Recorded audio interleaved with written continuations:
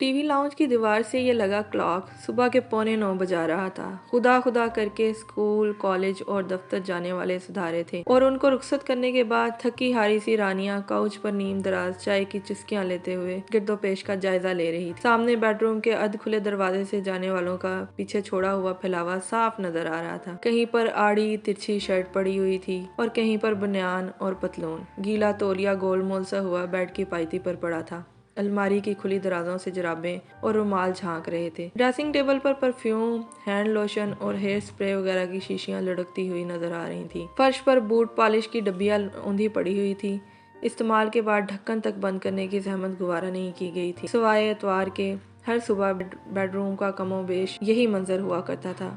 वो अलग सुबह उठकर इनको भेजने की तैयारियों में जुट जाती, एक एक को गर्मा गर्म नाश्ता पेश करती और सबको अशिया फराहम करते करते निढाल हो जाती। और इसमें इतनी तवानाई ही नहीं बचती थी कि जाने वालों के फौरन बाद सब कुछ समेट सके। इन्हीं का बचा कुचा नाश्ता करके कुछ देर सुस्ताने के बाद वो बखेड़े समेटती थी। इतने में सफाई वालियां आ जाती। इसके भी अजीब नखरे थे।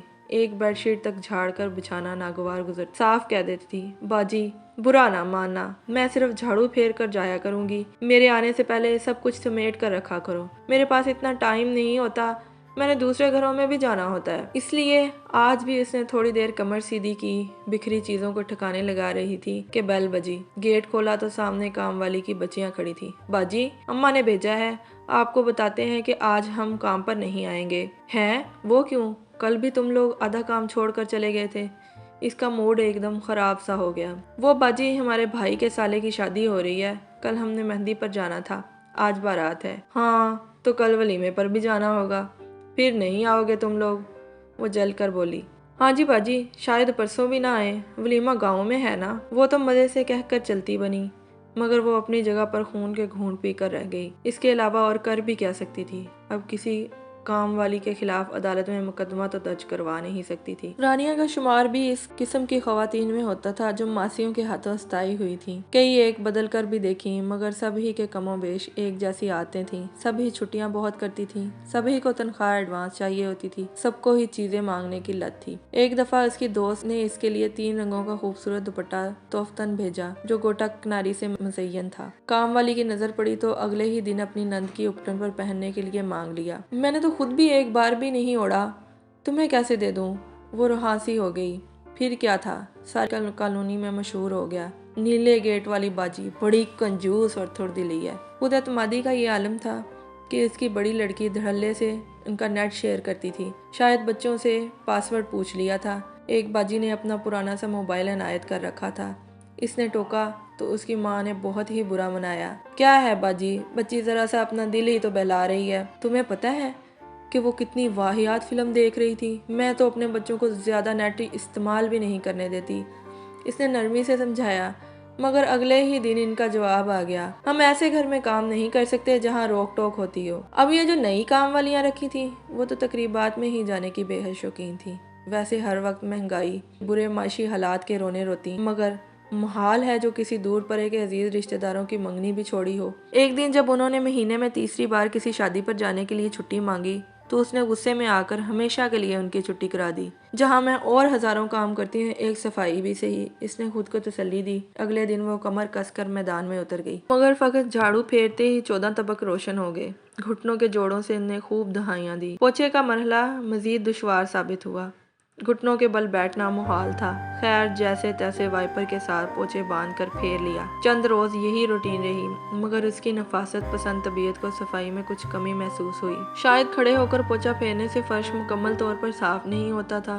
फिर एक दिन किचन में रखी चौकी पर नजर पड़ी तो अचानक ख्याल आया, अगर इसको व्हील लगवाए जाएं तो बैठकर पोछा फेरने में आसानी होगी। फिर खुद उसने अपने आप को इस अछूते आइडिया पर शाबाश दी। आखिर एफएससी पड़ी हुई है, इंजीनियरिंग काम आ ही गई। अब्बा मरहूम ठीक ही कहा करते थे कि अगर लड़कियां नौकरी ना भी करें तो ये पढ़ाई लिखाई रोजमर्रा के कामों में भी मावन साबित होती है। इसने वर्कशॉप भेजकर चौकी को व्हील फिट करवा लिए।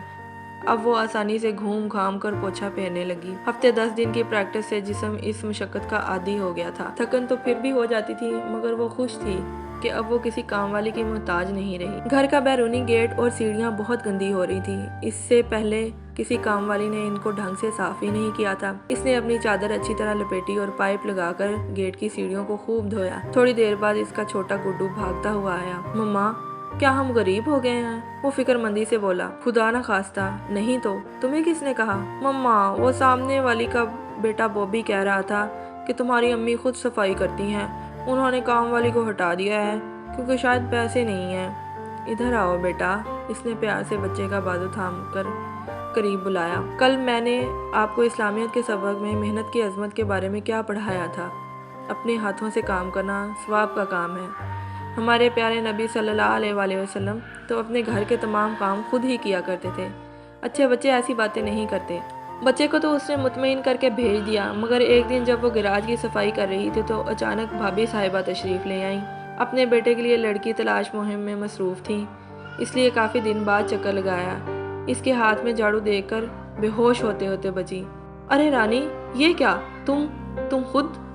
जी भाभी, अब मैं अपने घर की सफाई खुद करती हूँ, इसने फखरिया बताया, मगर वो खुश होने की बजाय तशवीश से उसे देखती रही। फिर जब तक बैठी सख्त बेचैन रही, कुरेद कुरेद कर अजीब सवालात पूछती रही। जाते वक्त प्यार से गले लगाया, आंखों में आंसू भर लाई और भरी हुई आवाज़ में बोली, देख रानी, ये ठीक है कि अम्मा अब्बा गुजर गए हैं, मगर अल्लाह सलामत रखे तुम्हारे भाइयों को। इनके दम से तुम्हारा मेका कायम है। अगर खर्चे पानी का कोई मसला है तो फ़िलहाल ये रखो, बाद में मैं और पर्स से चंद नोट निकाल कर इसकी तरफ बढ़ाए। हाय नहीं भाभी, वो दबक कर पीछे हटी। मैं अपनी खुशी से ये सब करती हूँ। काम वालियों की ब्लैकमेलिंग से तंग आ चुकी थी।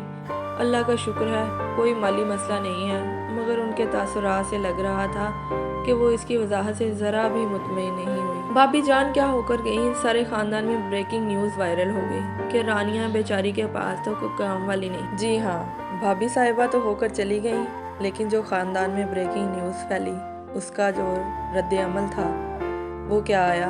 रानिया की ज़िंदगी पर उसका क्या असर पड़ा और रानिया के शोहरे नामदाद ने उसका क्या रिस्पॉन्स दिया? ये सब जानने के लिए कहानी का अगला हिस्सा देखें। अगला हिस्सा देखने के लिए आपको मेरी अगली वीडियो देखनी पड़ेगी। प्लीज़ चैनल को लाइक करें और स्टोरी को शेयर करें और चैनल को सब्सक्राइब करें। कमेंट्स में मुझे ज़रूर बताइएगा कि इसकी स्टोरी जो है वो रिलेट करती है, किस किस की काम वालियाँ इस तरह के नखरे दिखाती हैं।